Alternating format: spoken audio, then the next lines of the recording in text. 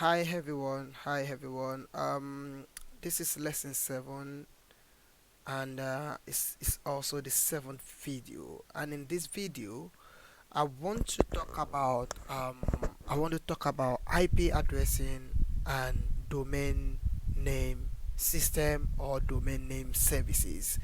So IP addressing is very important in networking.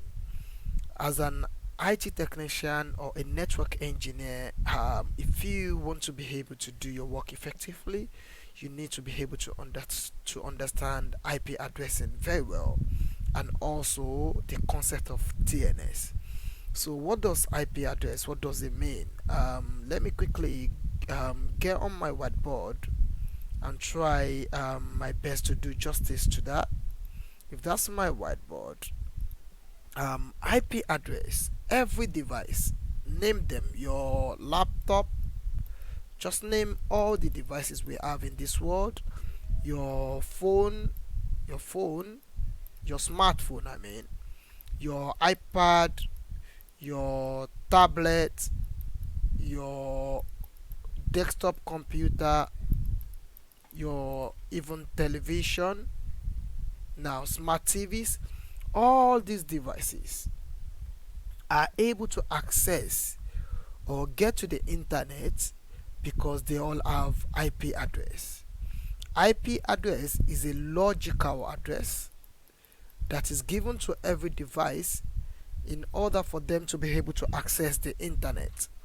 So without IP address, no device will be able to go onto the internet. So it's very important that we understand how our devices are able to go to the internet. When you search for things in Google, when you search for things, let's say you're watching YouTube, all those things you're doing, you are automatically searching, using your IP addressing to go onto the internet.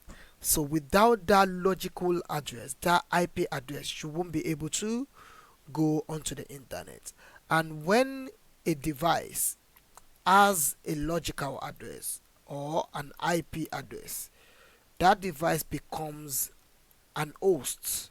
So once you see any device that's able to access the internet, go to Google, go to whatever you do on the internet, Instagram and all that, that device, because that device is having an IP address, is referred to as a host. That's what IP address is all about. And just for the sake of mentioning just for the sake of just mentioning this, I know we wouldn't need this so much, but I just want to mention IP address. They are divided into three classes. So we have class A, class B,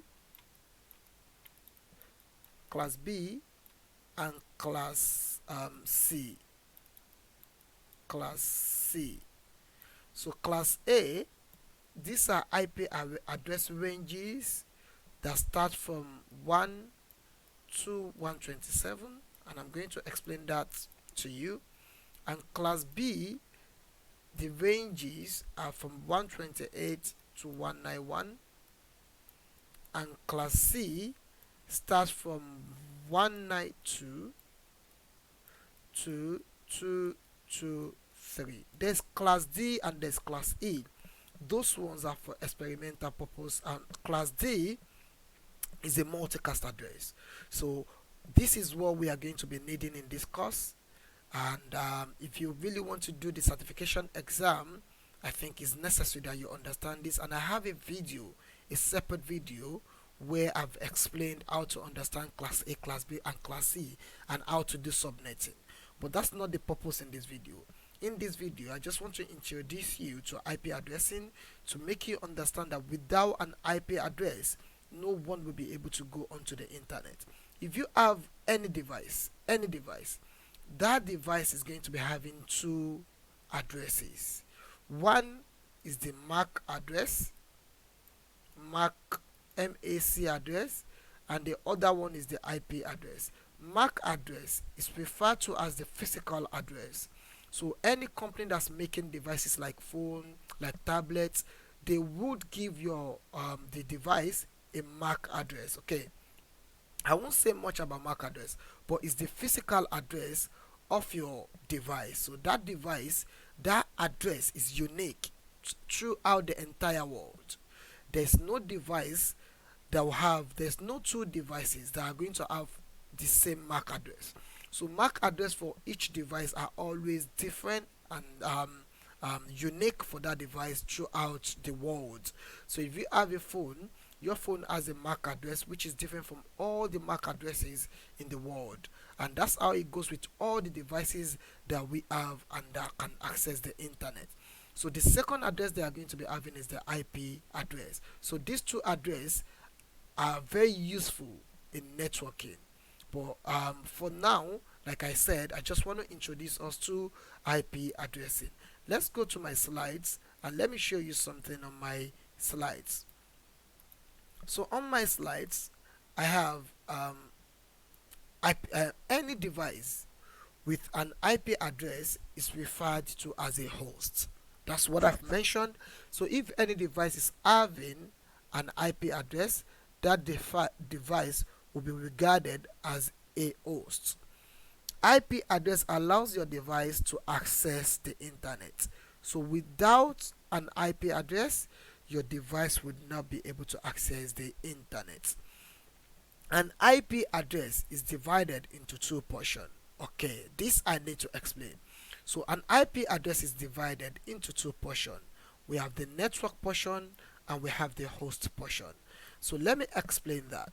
So an example of an IP address is 192.192. That's not. I'm not. Let me use another one. So 192.168. I'm just picking any random number under from 0 to 55.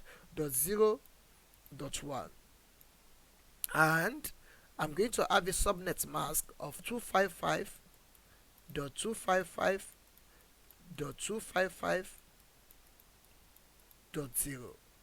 So what this is saying, the IP address has two portions, a network portion and an host portion. According to this IP address that I'm having, this is the network portion of this address and this is the host portion of this address. I'll quickly like to go to my whiteboard in order to explain this for you to understand very well. So say you live on the street called Dia Street. In networking, Dia Street is a network address, and the what's it called, the house numbers in Dia Street, like number 1, number 2, number 3, number 4, 5, up to in IP address 255. Yeah, in IP address up to 255 are host portion. So which means all these houses number 1 to 255, they all live on Dia Street. So in networking, Dia Street is network address because that's the address where all houses are living. Yeah, all the houses are in Dia Street, and then the host, the unique, the thing that differentiates which house from the other is the host portion. Because if you are going to house number 1, when you get to Dia Street, you can easily see house number 1, you can easily see house number 2, you can easily see house number 3 up to house 255. So what this means to us is that in networking, if you have 192.1.10.2 and this you have 255.255.255.0, this is to this, this is to this, this is to this, this is to this. This is called subnet mask. This 255.255.0 is called subnet mask, and subnet mask is what tells us the network address, and the host address is what tells us the network portion and the host portion in an IP address. The subnet mask, that's what we use subnet mask for, is the one that determines which one is the host portion and which one in an IP address is the network portion. So according to this subnet mask, this is saying to me that this from here is the network portion and this is the host portion.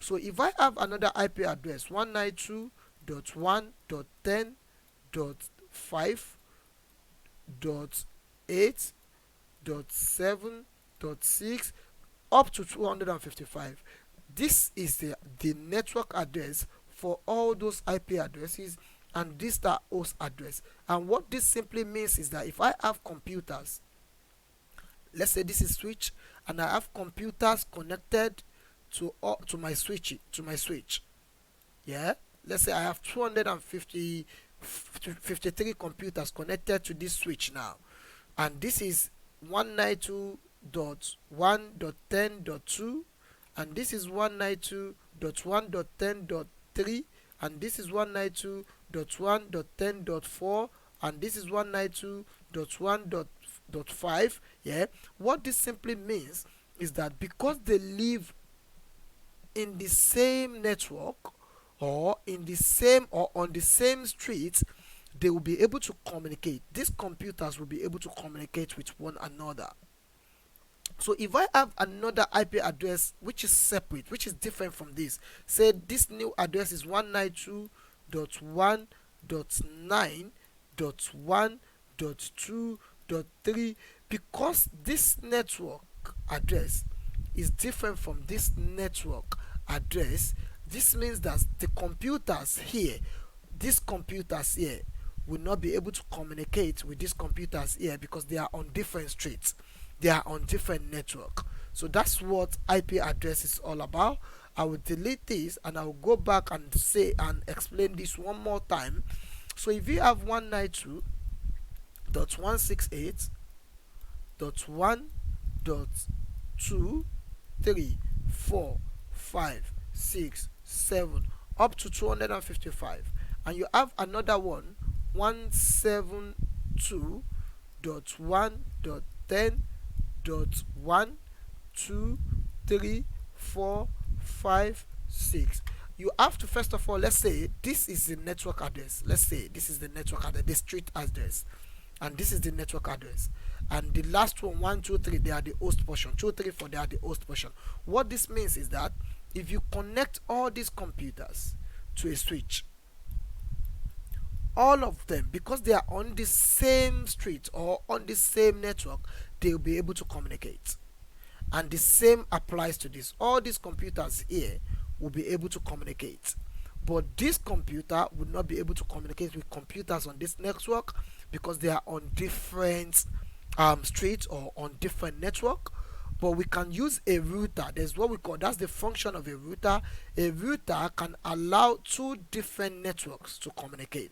So if we have a router in between this network, now we connect this here and we connect this here, now all these will be able to communicate with one another. So if this number 2 wants to communicate with this number 2, it will send this traffic here, and the router will say, oh, I know that network, and the router will opt them to transfer it here. So that's all I would just say about this. And if you want to understand more and more about IP addressing and how it works, I have a video that is dedicated to IP address. You can check for that on my YouTube page. Let's go back to my slides for now. So on my slides, let's go back to my slides. So and it says, let's go back to where I started from. Any device with an IP address is referred to as a host. IP address allows your device to access the internet. An IP address, internet protocol address, that's what you mean. An internet protocol address is divided into two portions: the network portion and the host portion, which I've just explained. Devices on the same network, very good. I've explained this on my slides as well. Devices on the same network can communicate with one another, and devices on different network are able to communicate with the help of routers. So devices on different network would not communicate, but with the help of routers, they will be able to communicate. Devices get their IP addresses either statistically, am I correct? Statistically or automatically. So and I will just go on and stop these slides, go on to my Hyper-V where I can show you practically how we can use an IP address to how we can configure an IP address on our device. Okay, this is my computer CL1. Let me log into it as an administrator. Password. My password is not correct. Alright, so let me log into this as an administrator, and then I will show you how we configure IP addressing. You have to remember this computer is a standalone computer. It's a standalone computer. It's not joined to the domain. That's what I mean by standalone. So if I want to see my current IP addressing system, I will go to here. There are two ways. I'll go to control panel. Let's search for control panel first of all, and from control panel I'll go to network and internet, and I'll go to network and sharing center, and I'll go to Ethernet. And from here, if I go to properties and go to internet protocol IPv4 properties, you can see currently it says that this computer should obtain an IP address automatically. That was why I said there are two ways you can assign IP address to a computer, either statistically or automatically. So this is an automatic method of assigning IP to a computer. So this is going to be talking to a DHCP server that we are going to be explaining when we get to servers. But for now, I think we have just one video or thereabout for us to get to server management. But for now, here, for us to be able to, we can click on use the following IP address, and we are going to assign an IP address to this computer: 192.168.10.1 255.255, and then if I say OK, you can see 192.168.10.1 is the IP address that I've assigned. So if I click on OK, close and close, we can go and check the IP address by clicking and going to command prompt. Where is my command prompt? I want to check the IP address that I've just assigned. So Windows command prompt. If I can't see you, I'm just going to type you here. Okay, command prompt. That's it. If we go there and you type in ipconfig, enter, you can see this is the IP address that I just assigned: 192.168.10.1 255.255.255.0. That's the IP address that I've just assigned to this computer. So that is how. If I go back to Ethernet and go back to properties and go back to IPv4 properties, and I want to do something with default gateway 192.168 10 and then the next I can say 10.10. Okay, close. If I go back to my command prompt, and we are going to see that would take effect as well. In our command prompt, to check your IP addressing scheme, to check your current configuration, you need to go to command prompt and type in ipconfig. And you can see this is the default gateway that I've just assigned to this computer. And what this means is that normally this computer, if it's connected to a router that's connected to a router that has access to the internet, this computer should be able to go onto the internet now. But this is a standalone computer. But I just want to show you, this is how you assign IP addressing to your computer. Okay, let's quickly get back on our whiteboard, and I want to say something about every one of us, how we're able to connect to the internet in our houses. In your house, I'm sure you know you have a router, the one you have in your house. That box you have in your house has in it a router, routing, has DNS in it, as DHCP in it, as routing. You see that box that we all have in our houses, the one you get from Virgin Media, the one you get from Three, name whatever network you're with, all of those boxes, they have these three important servers in them. Routing is not server, but DNS is a server and DHCP is a server. That's why you see, all you have to do is just connect your phone, your laptop to your Wi-Fi. It also has wireless LAN on it. Okay, it also has they also have wireless LAN on them. These are everything that are included with the box we have at home, and that's why we're able to get onto the internet.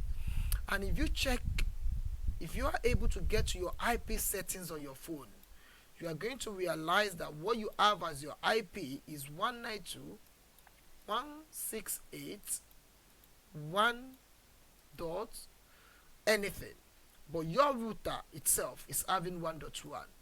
So if your router is having 1.1, that means any computer, any device, any iPad that you connect to your Wi-Fi at home would be having this network address, and then any number from 2 to 254. Check your IP settings on your phone. Go to your whatever, you know what phone you're using, just go to settings, get to your network settings, and you're going to see your IP address in your house when you are connected to your router home is this. This is because there is what we call wireless LAN that quickly connects to your phone. Your phone Wi-Fi connects to that and gets an IP address. Without this IP address, your phone, your television, your iPad, your kids, and every other devices they are using at home would not be able to get to the internet. And this is the same thing I have in my house. This is the same thing everyone has. This is the same IP address that we all use in our houses, and that is because in IPv4 address, there are what we call private IP addresses. So private IP addresses, you are able to use them in your private network in your house. So all of us can be using the same IP address in our houses, 192.168.1.1, this house, this household, and everywhere. We are all able to use this because it is private. It's not routable on the internet. So when you need to go to the internet, you see this router, this box that we get from Virgin Media. Whenever we need to go to Google, we then collect, because when we need to go to Google, let's say this household, the devices wants to go to the internet. What will happen is, whatever you're doing on your device will first go to your router, and then your router will first go to Virgin Media and say to Virgin Media router, my clients, the computers where I am wants to go to the internet. So Virgin routers, the routers in Virgin, will now collect that and translate this private IP address to public IP address, and then that public address will go onto the internet, collect whatever you need, and when it's coming back, it will be from this router, Virgin Media router, this will be converted and changed using NAT, Network Address Translator, back to private IP address. Then your router takes it and brings it back to you. So this is how IP addressing works. So we have 192.168 class C IP address as class C 192.168.0.0, which is 255.255.0.0, no, which is 255.255.255.0 as what's it called, as private IP address. We have another one in the range of 10.0.0.0. We have another one in the range of 172.16.0.0. I'm not ready to explain much more about IP address in this video. I just want to make an introduction, and you are going to understand this more as we move on. Now, for more understanding what joining the domain means, I'll quickly join this computer to the domain so that we can see how IP addressing works. Because right now, this computer is a standalone. I need it to be part of a domain so that I can do what I need it to do. So let me quickly go to control panel and join this computer to the domain system. I've done this before in my previous video. You go to change settings and you say change, and before I even go there, you can see that is in a work group now. You can see SFS whatever. So I need to change it to a domain. Now I can click on change. Before I can go onto the domain, I need to on the domain controller. That's good. I remember that. I need to bring that on. Let me wait for my domain controller to come up so that I can be able to join this to the domain administrator. BWF. No, that's not the password. Now, that's the domain. I want to now join this computer to the domain. So, I'll say, can you see? You just need to click on domain, and then I'll say, I want you to join. The name of the domain is Zistech. Okay, and it's going to ask me the password. Active domain could not be contacted. Let's see again. .com, because I just switched on that domain controller. Ensure that the domain name is typed correctly. Let me see, what's my domain name again? I want to believe it's Zistech. Okay, Zistech. Let's try again. For some reason, let's make sure we're able to join this computer to the domain. Maybe because I've just switched on my domain, that's why it's doing that. Now I click on domain and I'm going to say zistech.com. And now it's asking me for administrator password to that domain, and this is going to be administrator username and password to that domain. And if I guess it right, I'll be able to join the domain. You can see it says welcome to zistech.com domain. Now the computer would have to restart itself in order to come back and become part of the domain. Let's wait for that to come back, and then we're going to see what's going on now.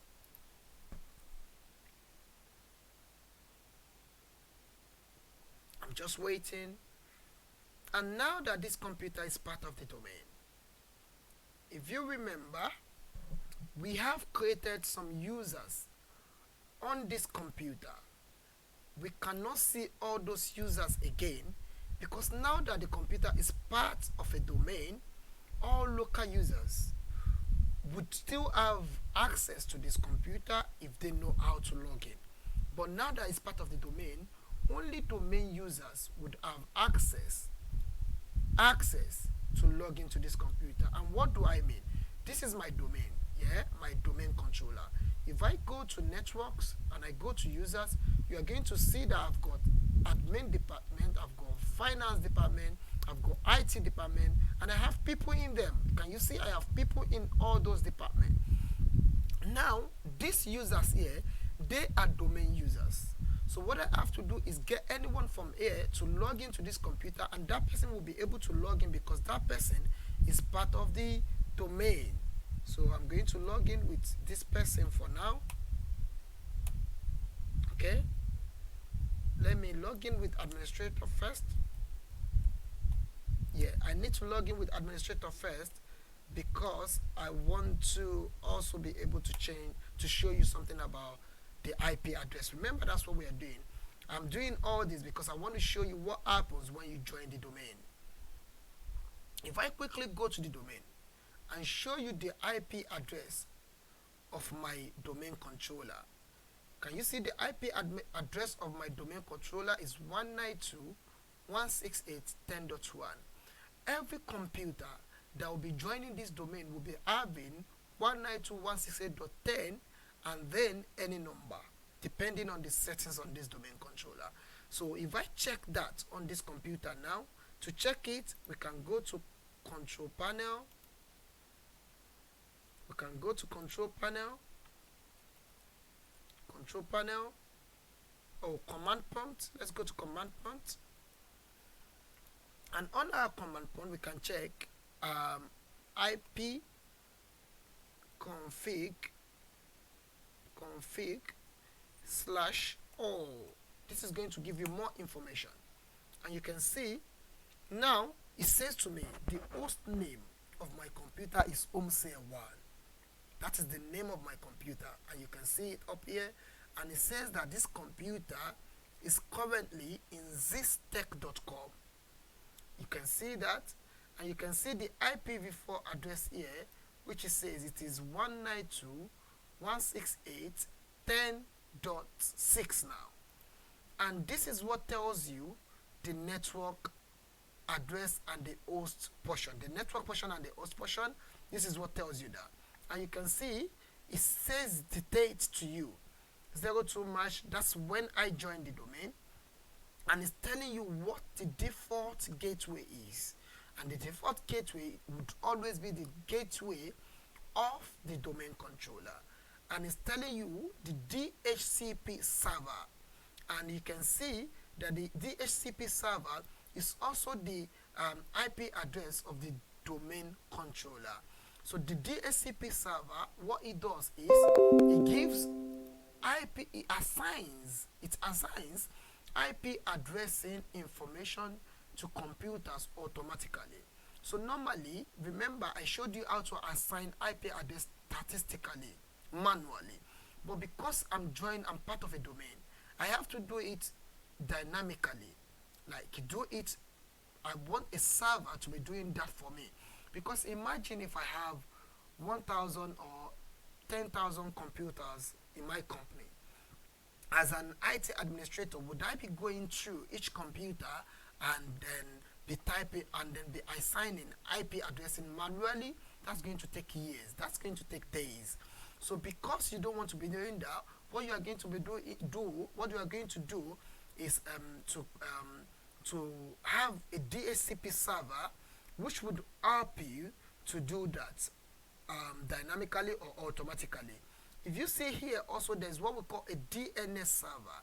DNS server is that server that maps an IP address to the name of your computer, because it's difficult for us to remember 192.168.10.1, 192.168.10.3 is my computer. It's difficult. But if you give it a name, you can always remember Aziz's computer, Abdul's computer. If you give it that name, that's the name you are still going to see here. So this DNS server, why are they having this same IP address? Why are they having the IP address of my default domain controller? This is because on this domain controller, I have those two servers installed on here.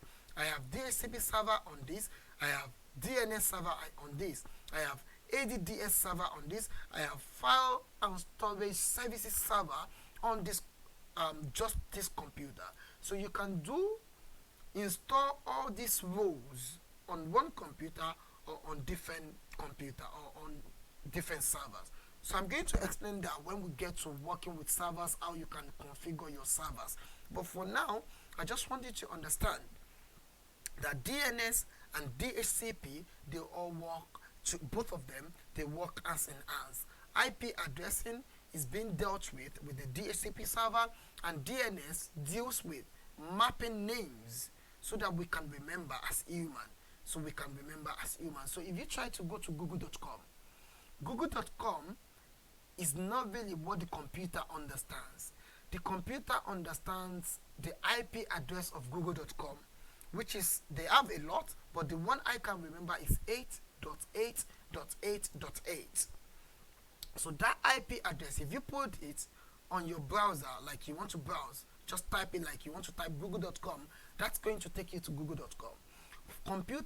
Computers understands IP addressing, and we as human, we understand naming using DNS, because that's the only way we can remember things easily. Like, you have your phone. Let me just use our phone as an analogy. You have your phone number, your friend's phone number, your family's phone number.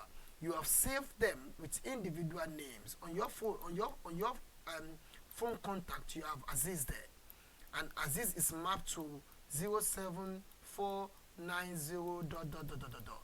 So if you want to call Aziz, you don't need to remember this number. All you have to do on your phone is just dial Aziz, and that will dial this number for you. That's the same thing computers are doing. Computers would want you to use DNS naming convention, because we can understand that, or say my name is Google, but my IP address is 8.8.8.8. So what this means is that some people like us, we are human, we understand google.com. We can easily remember that, but we cannot easily remember 8.8.8.8. So that's the same thing. This is DNS, and this is what? This is IP address. So they work together. So I would just want to show you something on my physical computer so that you can understand how this works. So like I said, if you want to understand IP addressing, because there's a lot, as an IT technician, you need to understand this very well. I have a video on that dedicated for IP addressing. Please watch that video if you are going to become a good technician or a network engineer.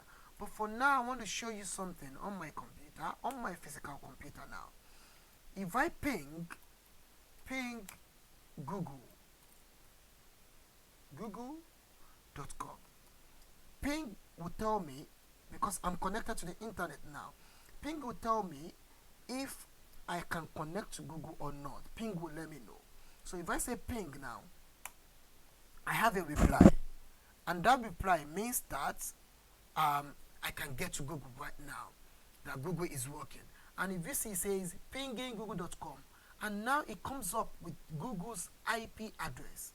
So excuse me, if we go to here and type in that IP address that is given us there, which is 142.250.250.187, that's it. .187, can you see? 142.250.187.238. If I press enter now, can you see that takes me to Google? So if you want to know, let's ping Virgin Media.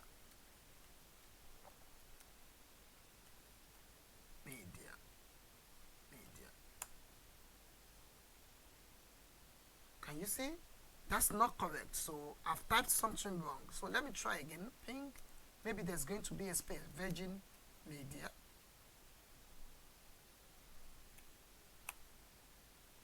Let me see. No, I want to ping. Let me ping Microsoft.